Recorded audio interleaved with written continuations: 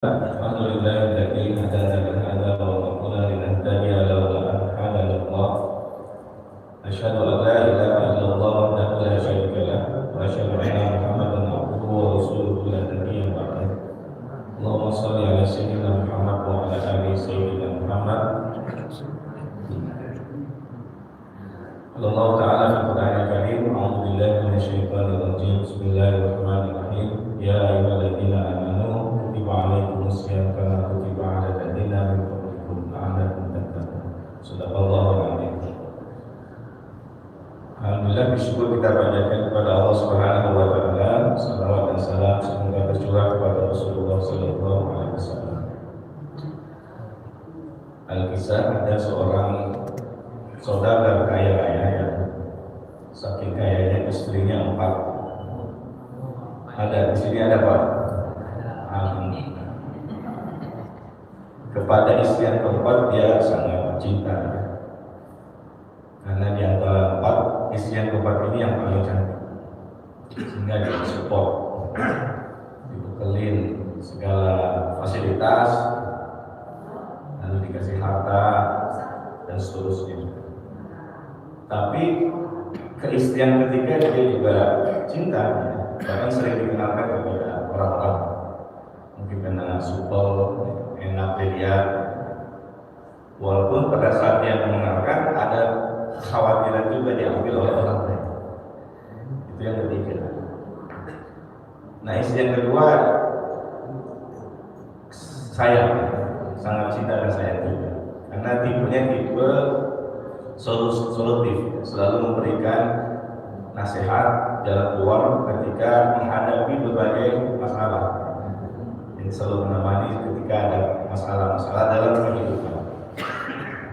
Sedangkan istri yang keempat ini istri tipe yang selalu melakukan perubahan-perubahan di keluarganya menjadi lebih baik, tetapi tidak diperhatikan oleh saudara kaya tadi, sehingga kurus seperti tidak dikasih makan. Nah, satu hari sakit keras, saudara kaya sakit keras, dan dia hitung-hitung berapa ini kayaknya. Panggillah semua istri-istrinya, lalu dia pandang istri yang keempat tadi. Kira-kira kalau saya meninggal, maukah engkau menemani saya? Kira-kira jawabannya apa, Bu? Tidak mau. Mau. Sambil pergi meninggalkan suaminya. Nah, itu sakit hati. Suami sakit hati. Lalu dipandangi istri yang ketiga, engkau ini selalu saya kenalkan kepada banyak orang, saya bangga-banggakan di depan. Maukah kau menemani mendampingiku kalau nanti aku meninggal dunia? Maka dia bilang, dunia terlalu indah di sini ya. Kalau engkau mati, saya akan menikah dengan yang lain. Jadi khawatir diambil orang lain. Jawabannya dia akan menikah dengan yang lain.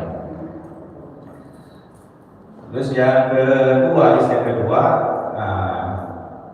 engkau ini yang selalu memberikan jalan keluar dari setiap masalah yang saya hadapi, mendampingi di saat situasi susah. Ya. Tapi ternyata jawabannya, waduh, untuk kali ini aja ini saya nggak bisa ngasih solusi. Maaf nih suamiku, tapi saya akan temani engkau sampai liang lahat. Bahkan saya akan bangunkan kuburan yang bagus. Makin demam itu sakitnya, dan sakitnya itu kayak digebukin remaja 20 tahun, anak pejabat pajak gitu sakitnya itu. Tiba-tiba ada yang berkata, saya akan menemani engkau wahai suami. Ketika dia nengok ke samping, ya istri yang keberapa? Yang pertama. Lalu dia berujar, seandainya saya mesti diberikan kesempatan untuk itu, tentu kau tidak akan seperti ini keadaan, karena kurus seperti. Selesai ceritanya. Nah, Bapak Ibu, kita setidaknya punya 4 istri. Istri yang keempat itu ibarat jasad kita, fisik kita. Jadi kan cantik tadi ya, seperti jasad fisik kita. Seberapapun banyak uang yang kita keluarga, kita gelontorkan untuk mempercantik, memperganteng wajah kita, memperhalus tubuh kita, memperindah body kita. Pada saat kita meninggal, ya, maka jasad itu akan pergi begitu saja, seperti siang keempat, pergi begitu saja meninggalkan kita. Nah, isu yang ketiga itu seperti status sosial dan kekayaan kita. Jadi dia akan pindah ke yang lain. Saya wakil ketua DPRD. Kalau meninggal tinggal di orang lain. Kalau kita meninggal, maka harta kita jatuh ke ahli waris, berpindah ke ahli waris. Itu isu yang ketiga. Nah, ini yang kedua yang selalu di sampingnya, dekat dengannya, memberikan nasihat, arahan.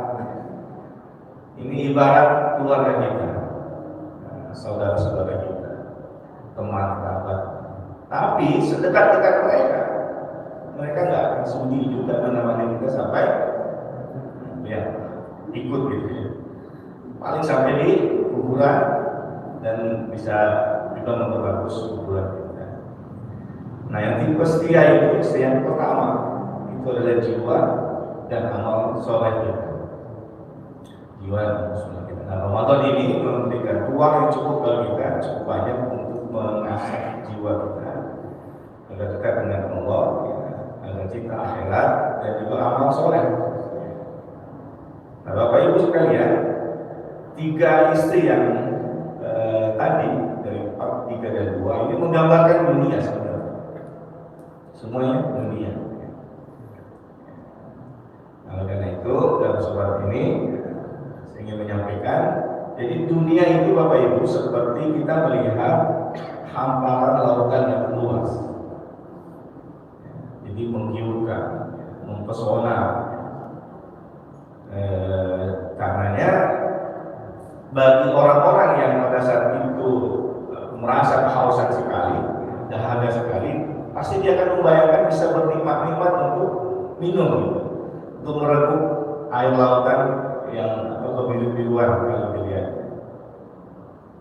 Tapi yang namanya air laut itu semakin kita minum, kita akan semakin kehausan. Semakin kita minum, kita akan semakin dahaga. Nah, itulah dunia. Tetapi harus kita akui bahwa dunia itu sudah sukses dan berhasil menghajar, melalaikan, menjatuhkan siapa saja anak manusia. Sukses nih, siapa saja, nggak peduli. Mau kaya, mau miskin, jangan kira hidup dunia hanya berlaku pada orang kaya.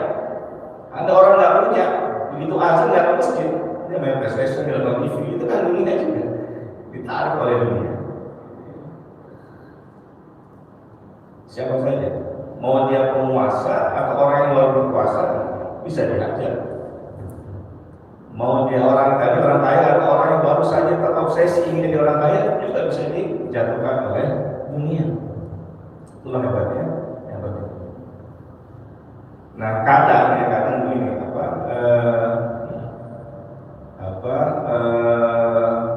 kenikmatan dunia itu bisa jadi lebih berbahaya dari musibah sebesar apapun yang kita dapat. Ada orang-orang yang bisa bertahan dengan siksaan di penjara, ya, tahun-tahun, ya. Anak Subhanallah tegak, gitu, ya. Keluar tegak, bukan siap untuk berjuang lagi membongkar semua borokan yang ada. Itu versi anak Subhanallah. Tapi nggak siap begitu menghadapi dunia. Kalah oleh dunia, dihajar oleh dunia. Maka beruntung orang-orang yang dunia di tangannya, tapi dia selalu bersyukur kepada Allah Subhanahu wa Ta'ala. Yang syakartum la azidanakum wa la in kafartum inna adabi syadid. Nah, Bapak Ibu sekalian, jadi sekali lagi dunia sudah sukses.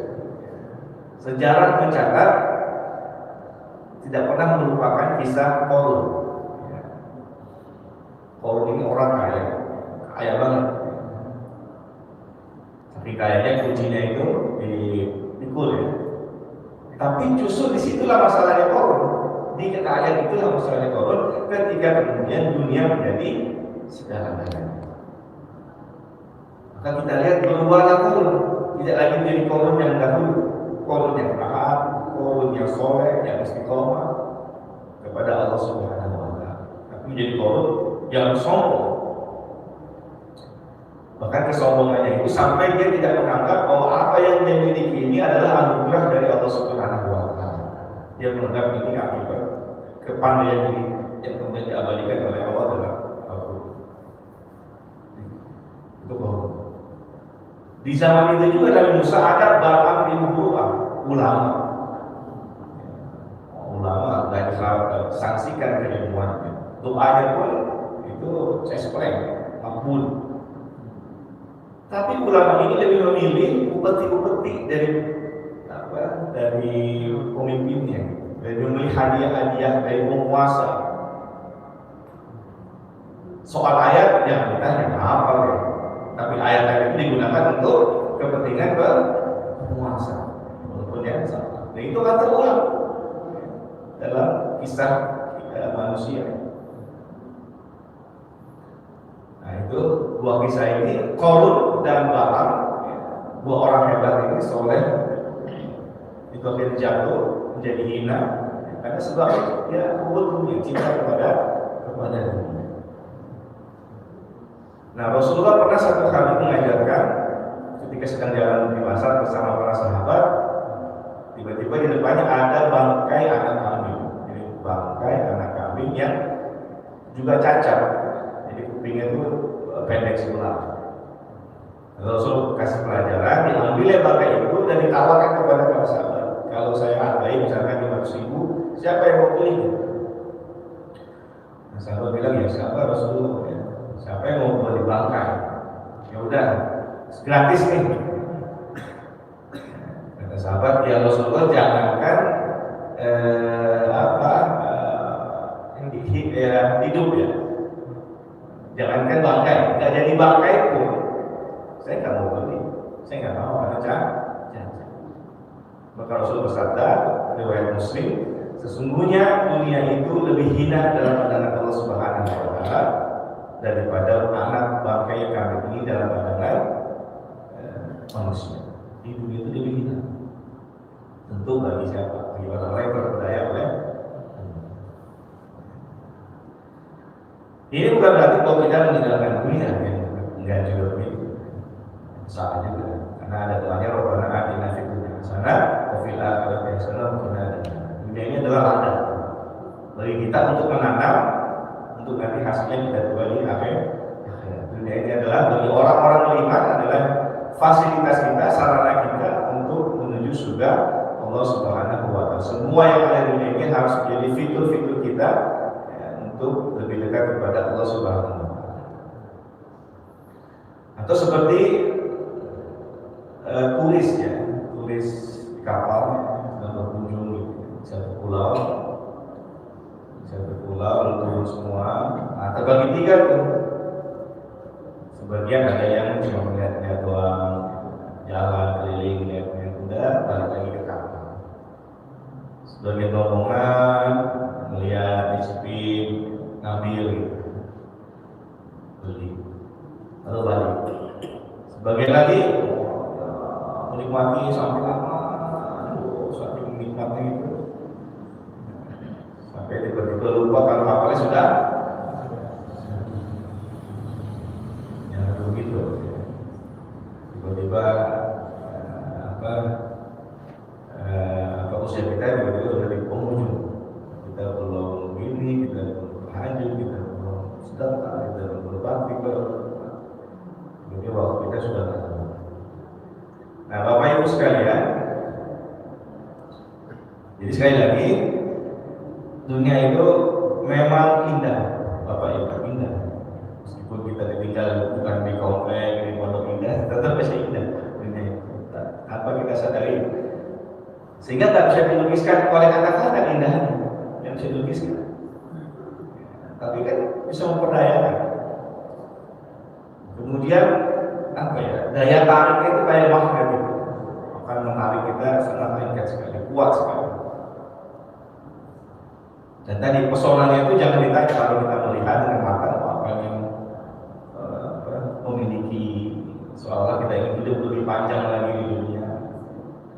Kalau baterai kita 60 tahun rata-rata usia umat Nabi Muhammad SAW. Nah itulah. Nah, lalu apa yang mesti kita lakukan? Apa yang mesti kita sikapi dengan dunia? Pertama, setidaknya dalam waktu yang singkat ini, pertama itu meluruskan yakin nama amal dunia. Segala sesuatu, Bapak Ibu, semua aktivitas kita itu tergantung niat. Jadi apalah arti prestasi yang sudah kita buat kalau kemudian Allah Subhanahu wa Ta'ala tidak memandang prestasi atau Allah tidak melihat prestasi yang sudah kita buat, percuma juga. Karena segala sesuatu tergantung nih syurutu qabul amal. Salah diterimanya amal itu adalah niat karena Allah dan caranya benar seperti ditunjuk oleh Rasulullah Sallallahu Alaihi Wasallam. Niat karena Allah. Nah, mungkin kita bisa menipu atau memperdaya orang lain dengan tampilan luar kita, dengan kopiah yang saya kenakan. Mungkin orang lain bisa kita tipu dengan baju koko kita yang kita kenakan, dengan kefasihan kita menyampaikan ayat, dalil, hadis. Bisa saja orang kita tipu, ini orang soleh. Tapi kan Allah Subhanahu wa Ta'ala nggak bisa. Allah tuh Maha tahu apa yang tersembunyi sekecil apapun dalam. Nah, ini perlu meluruskan ya. Hadir di sini ikut taklim masjid teruskan ya. Bisa jadi di rumah ya itu udah benar. Di sini ada banyak orang, kita bagus-baguskan gerakannya. Kita tumaninahkan sholat sunatnya supaya dilihat orang. Luruskan kembali. Tentu enggak, sebelum kita masuk surga dia nggak pernah berhenti bekerja setan, kan sampai sekarang mau pun masih bekerja. Tapi sebelum kita sampai surga, ini jangan dikira pasangan penuh. Ya. Nah itu bisa saja orang itu kita artinya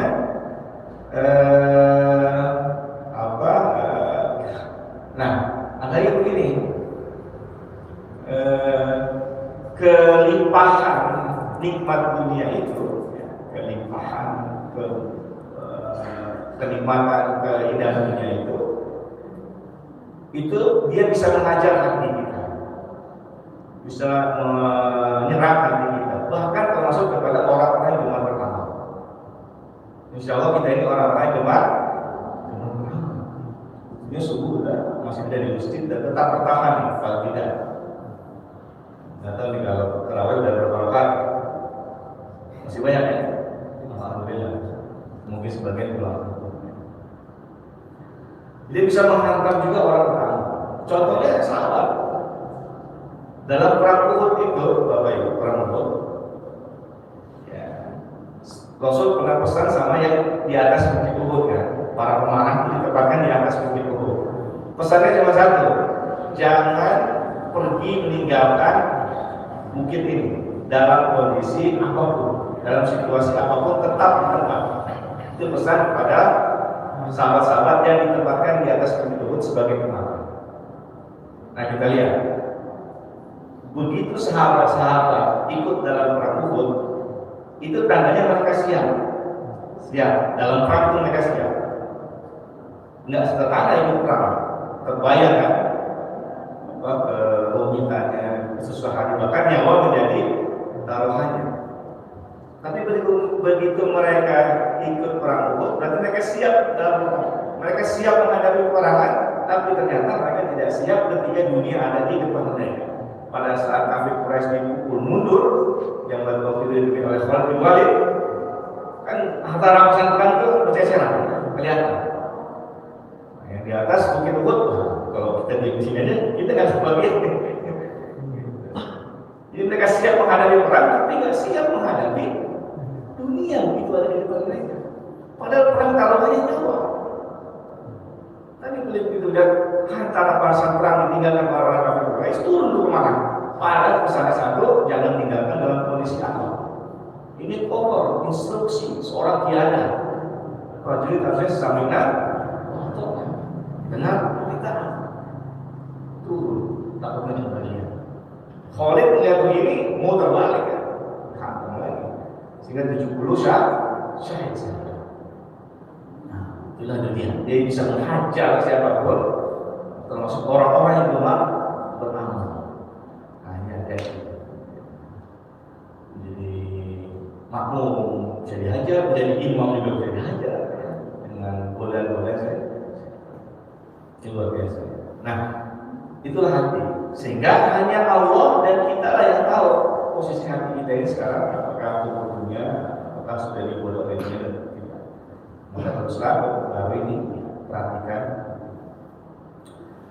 Itu yang pertama. Yang kedua, coba kita mengakrabi, bukan mengakrabi, mengelola dunia ini. Jadi gini. Tadi ya, kita bukan meninggalkan dunia, nggak mungkin. Toh penciptaan manusia ada juga unsur tanah di situ, sehingga ada unsur dunia dalam penciptaan kita. Bahwa manusia itu perlu makan, manusia perlu minum, manusia perlu berkeluarga, menikah, perlu status sosial. Menjelaskan sering upload status sosial lagi naik mau tas yang mahal, sekarang lagi sensi. Nah, jadi kita bisa dipisahkan. Memang kita ini sudah akrab dengan dunia, karena memang kita berpijak di dunia sehari-hari kita dengan dunia. Kita sudah akrab dengan dunia. Nah, caranya kita mengelola keakraban kita itu dengan dunia, mengelola keakraban dengan dunia. Bagaimana?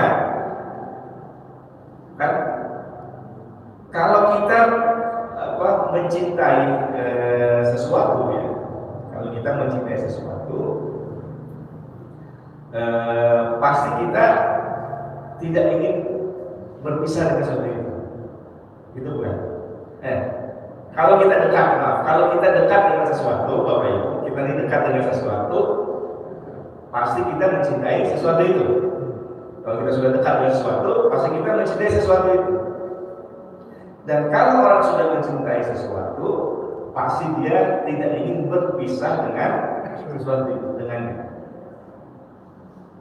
Dan ini juga tanda pacaran. Kalau jauh ingin ketemu, begitu sudah ketemu, tidak ingin berpisah cepat.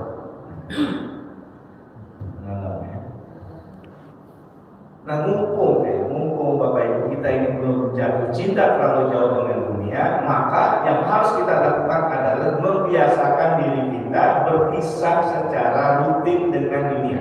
Saya ulangi, membiasakan kita berpisah secara rutin dengan dunia meskipun sedikit atau kecil. Nah, itulah kenapa Allah Subhanahu wa Ta'ala menyarankan kita untuk bersedekah, untuk berinfak, itu melepas. Jadi kita belajar secara rutin melepas, berpisah dengan dunia walaupun kecil. Infak, sedekah. Kita terbiasa mengeluarkan, berpisah. Sehingga begitu ada kehilangan dari diri kita, ada keluarga kita yang hilang, ada harta kita yang hilang, kita sudah terbiasa berpisah dengan dunia. Nah, cuma Bapak Ibu sekalian, berinfak atau sedekah itu memang kelihatannya merugikan, ya, karena ada harta kita yang keluar, ada yang kita miliki berpindah ke orang lain, nampaknya merugikan. Tapi bagi orang-orang yang terbiasa berinfak, bersedekah, justru dia akan menemukan kenikmatannya sendiri, bahkan mendapatkan dua manfaat. Manfaat pertama adalah tadi, dia bisa mengelola akrabannya dengan dunia sehingga tidak jatuh pada hukum dunia. Yang kedua, status sosialnya itu akan naik tanpa dia sadari, tanpa dibuat-buat. Status sosial, kalau dia terbiasa berinfak, menolong orang, itu ada pengakuan dari masyarakat, walaupun tidak diminta. Ya, kalau nggak bisa sedekah, harta ya sedekah dengan tenaga, pikiran, mudah gitu ya membantu orang, itu dengan senyum, ya, asal dengan keramaan senyumnya. Nah itu cara mengakrabkan dengan dunia.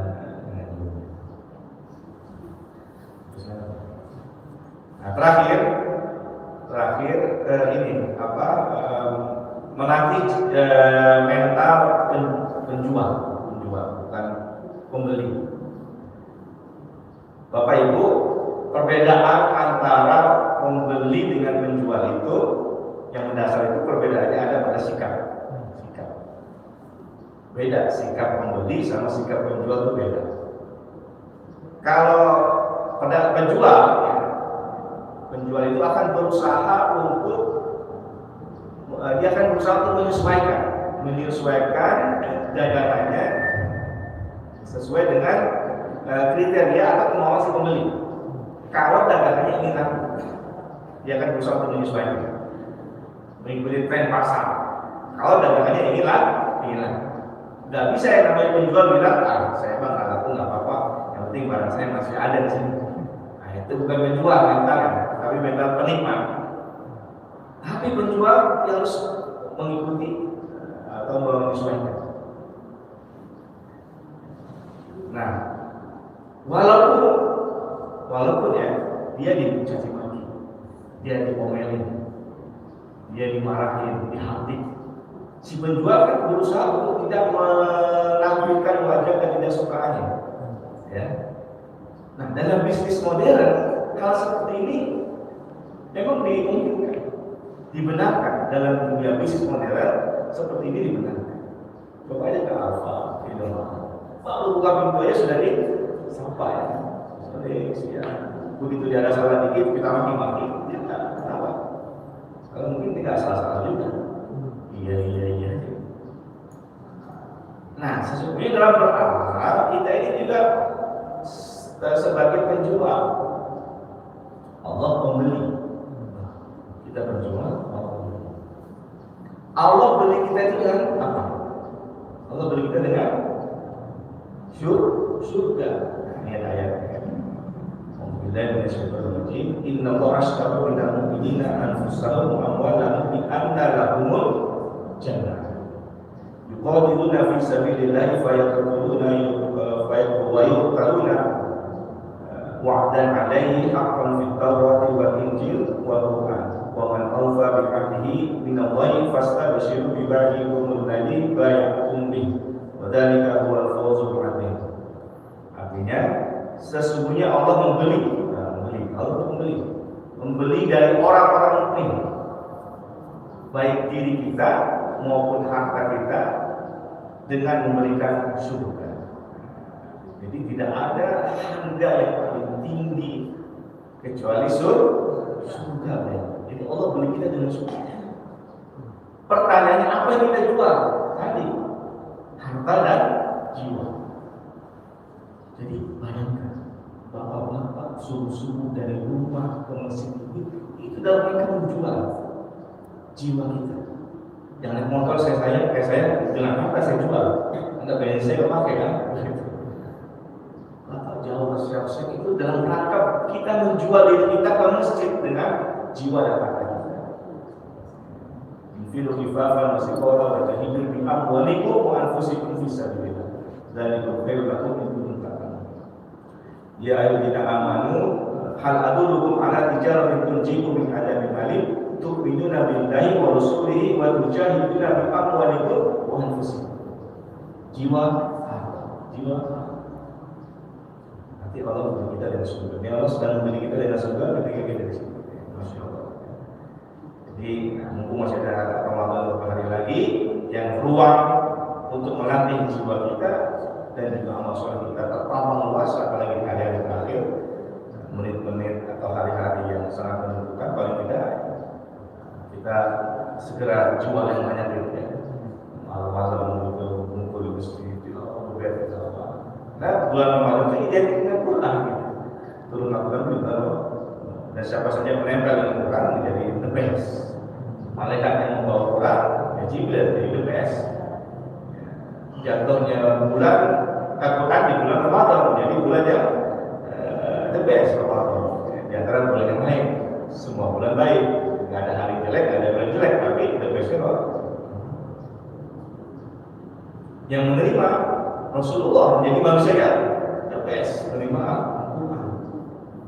Lalu Rasul menyatakan kepada kita, manusia kita menjadi umatnya the best. Untuk kaya umat, mesti jadinas, menggunakan bil-ma'ruf wa nahi 'anil munkar. Demikian, mudah-mudahan Allah Subhanahu wa taala memberkahi kita dengan segala amal ibadah puasa kita dan menjadikan kita hamba-hamba yang bertakwa. La'allakum tattaqun. Billahi taufiq wal hidayah. Wassalamualaikum warahmatullahi wabarakatuh.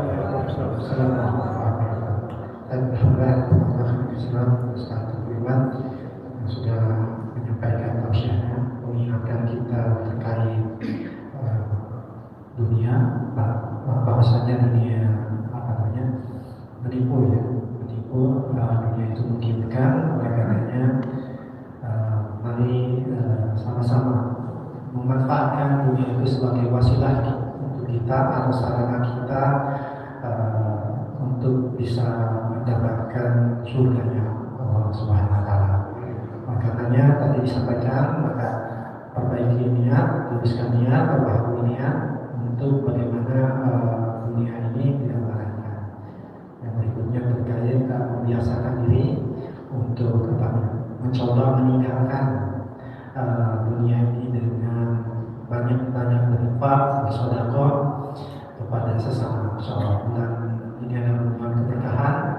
Oleh karenanya mudah-mudahan kita bisa berusaha menjadi orang-orang yang bermanfaat di bulan Ramadan ini. Yang terakhir, bagaimana kita bisa menjual jiwa kita dan harta kita untuk mendapatkan surga Allah. Baik, insyaallah mungkin tidak ada tidak perlu ada tanya jawab. Mudah-mudahan tausiah singkat yang tadi disampaikan bisa memberikan pelajaran bagi kita dan kita sama-sama bisa mengamalkan apa yang tadi disampaikan. Baik, mari kita tutup dengan lafaz hamdalah dan doa kepada majelis. Alhamdulillahirabbil alamin. Subhanakallahumma wa bihamdika asyhadu an la ilaha illa anta astaghfiruka wa atubu ilaik. Assalamualaikum warahmatullahi